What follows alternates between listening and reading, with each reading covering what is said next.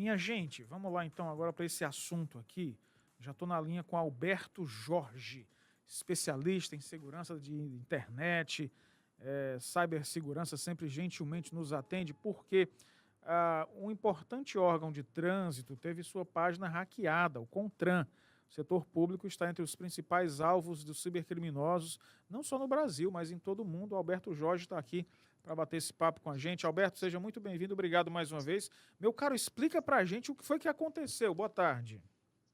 Olá, Tiago, boa tarde a você, boa tarde aos ouvintes. Então, Tiago, a gente ainda não tem todos os dados, né, para entender o que de fato ocorreu, tá? Aí é uma investigação que normalmente ela ocorre pós.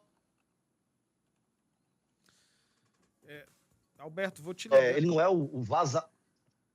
Não, pois não, é porque teve um corte no seu sinal. Pode continuar, por favor. Tiago? Oi, agora sim, estou te ouvindo. Pode continuar, por favor.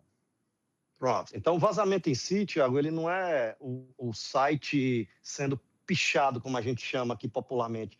Provavelmente houve uma brecha, uma exposição de dados, um vazamento de alguma senha, uma vulnerabilidade, de repente, naquele site, que fez com que o atacante tivesse um acesso indevido ao site, muito provavelmente um acesso de forma administrativa, onde ele consegue fazer modificações nesse site. Então, assim, não tem se divulgado e não necessariamente eles vão divulgar, tá? Muitas vezes eles não divulgam, mas isso pode ser de algumas possibilidades, como eu estou falando. Pode ser uma senha vazada, que hoje senha a gente consegue extremamente fácil.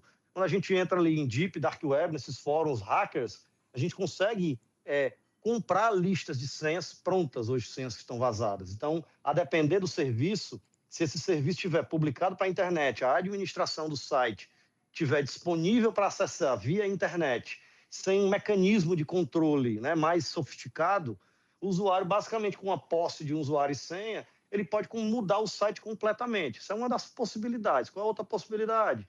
O site ter uma vulnerabilidade, onde essa vulnerabilidade ela pode ser explorada por esse atacante e, a partir de pode ganhar também um acesso administrativo ou um outro acesso. Isso é entendeu? perigosíssimo. Então, essas são algumas possibilidades que a gente está ainda entendendo, né, e esperando mais dados do que a gente viu até o momento para confirmar qual foi o caminho que o atacante acabou utilizando. Tá? Agora, Alberto, os governos investem, né? Assim, as empresas eu sei que investem, mas os órgãos públicos também têm investido em segurança e é possível se precaver totalmente dos hackers ou essa turma está sempre na nossa frente? Perfeito. Então, dizer que não investem seria bem complicado da minha parte, mas na minha leitura, eles ainda não investem de forma suficiente, tá? E eles, principalmente, não têm uma conexão do investimento com o planejamento mais de médio e de longo prazo. Muitas vezes a gente ainda vê muitas posturas por parte ainda do governo de apagar incêndio. Então, às vezes, fica ali, apaga incêndio, apaga incêndio, apaga incêndio, e até pela própria forma como o governo trabalha, né? Muitas vezes eu tenho uma mudança de governo que ocorre de 4 em 4 anos, e muitas vezes o que é construído por um determinado governo, às vezes ele é reiniciado por outro governo. Então a gente sabe que a nossa forma política de atuação acaba que também isso deixa a desejar. Mas de uma forma geral, o governo sim coloca algum dinheiro, ele não é que ele simplesmente negligencia, mas na nossa leitura ele ainda está longe de ser uma visão mais estratégica, tá? E você perguntou também se teria uma forma de você estar totalmente livre, né? E isento, né? Eu te digo que não, Tiago. Infelizmente, não é a notícia que eu queria dar, porque... mas, assim, a gente sabe que quando a gente fala de crime digital... Aliás, a gente até fala um pouco mais. A nossa vida, de uma forma geral, a gente não tem nenhuma garantia de 100%. Infelizmente, a gente sabe que é a única garantia de 100% que a gente tem, né? Mas brincadeiras à parte, Tiago, o que acontece? Hoje, as empresas, é utopia elas procurarem 100% de proteção. Não existe. A gente tem, inclusive, um conceito hoje que a gente utiliza muito em cibersegurança, que é de zero trust no americano ou de confiança zero aqui no nosso português. E uma das coisas que essa boa prática de segurança diz de confiança zero admita que um dia você vai ser violado, ou seja, você vai sofrer um ataque, e esse ataque vai acabar se concretizando. Agora, a gente tem que estar preparado, Tiago, com uma estrutura de proteção. Sempre melhor investir em proteção para evitar que aquele ataque ele se concretize. Mas como já foi falado e eu acabei de comentar, não existe bala de prata.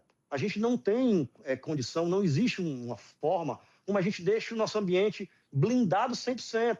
Então a gente tem que estar esperto para que aquele, muitas vezes, 0,1% que passa, ele pode ser suficiente para causar o estrago. Né? E aí o que a gente tem que fazer? A gente tem que estar alerta todo o tempo, monitorando e detectando também se passou alguma coisa pelos nossos controles de proteção, para que a gente possa, de uma forma extremamente rápida, neutralizar. Porque, como eu falei, um incidente, a cadeia do incidente, ela já reduziu.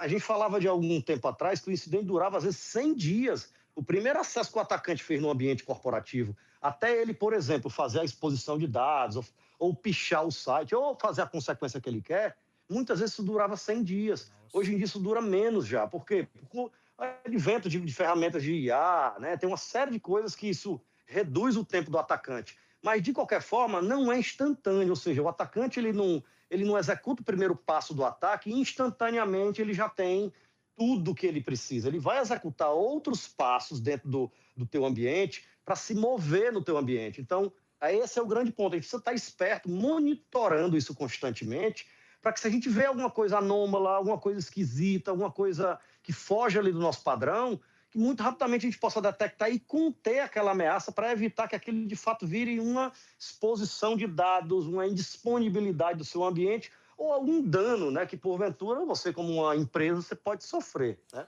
Perfeito. Esse é o Alberto Jorge, especialista em segurança da WeTrust, sempre gentilmente nos atende. Obrigado mais uma vez, meu querido, pela gentileza, tá?